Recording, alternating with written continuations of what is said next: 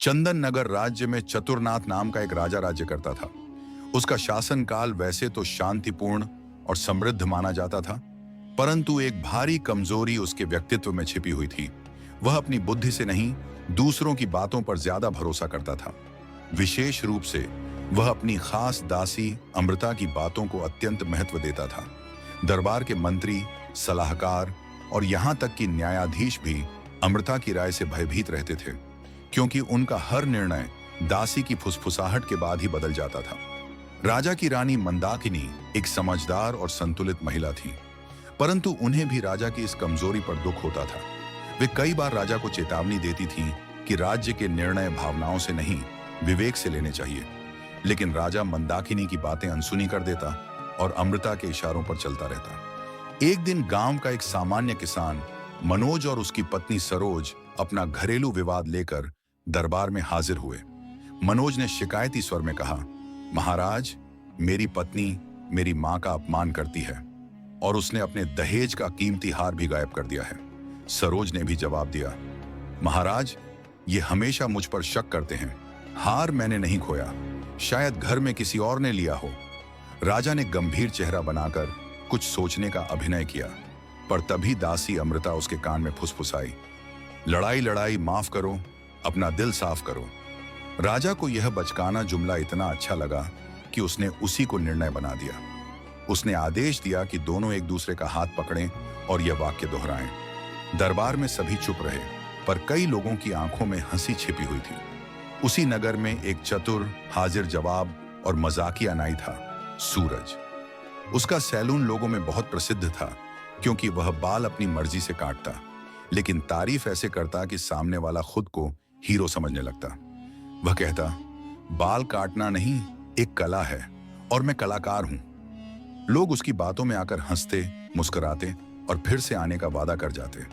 पर एक दिन जब सूरज सुबह सैलून खोलने पहुंचा तो देखा कि दुकान में चोरी हो चुकी है। उसकी प्रिय कचियाम, तेल की शीशियाम और दर्पण सब चोरी हो चुके थे। सूरज को बहुत दुख हुआ।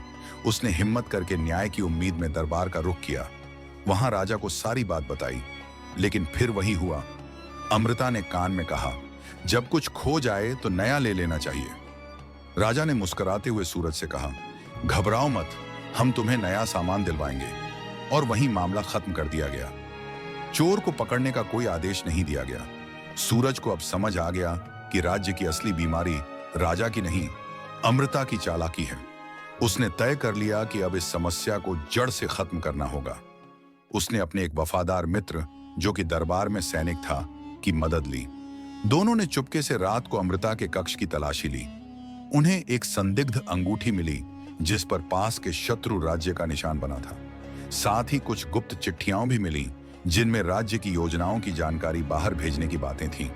सूरज को अब पूरा यकीन हो गया, अमृता एक जासूस थी। उसने योजना बनाई कि राजा को यह बात मजाक में नहीं, बल्कि उसकी ही शैली में बताई जाए। अगले दिन सूरज दरबार में पहुंचा और कहा कि वह स्वयं राजा के बाल काटना चाहता है। राजा को यह सम्मान की बात लगी। सूरज ने बड़े प्रेम से राजा के बाल काटे, फिर धीरे धीरे दाढ़ी बनाना शुरू किया। जैसे ही वह उस तरह को राजा की गर्दन के पास ले गया, उसने धीमे पर दृढ़ स्वर में कहा, महाराज, मैं तो वही कर रहा हूं जो दासी जी ने कहा था। दाढ़ी के बाद गला भी साफ कर देना।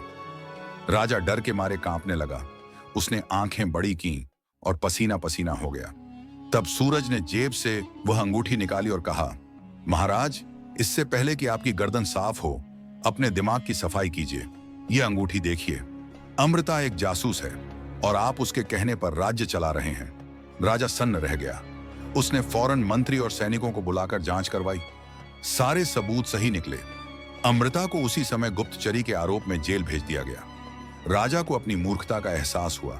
उसने दरबार में घोषणा की, अब से हर निर्णय मेरी विवेक और मंत्रिमंडल की सलाह से लिया जाएगा, न कि किसी दासी की फुसफुसाहट पर। रानी मंदाकिनी ने सूरज को आशीर्वाद दिया और कहा, तुम्हारी चतुराई ने राज्य की रक्षा की है। राजा ने सूरज को सम्मानित किया और उसे राज्य बुद्धिमत्ता पुरस्कार दिया। इसके साथ ही उसे शाही नाई और विशेष सलाहकार घोषित किया गया। सूरज ने मुस्कुराकर राजा से कहा, महाराज, आपकी मूर्खता की दाढ़ी तो मैंने आज साफ कर दी। अब जरा दिमाग पर भी कचियां चला लीजिए। पूरा दरबार ठाकों से गूंज उठा और उस दिन से चंदन नगर के राजा ने कभी बिना सोच समझ के निर्णय नहीं लिया।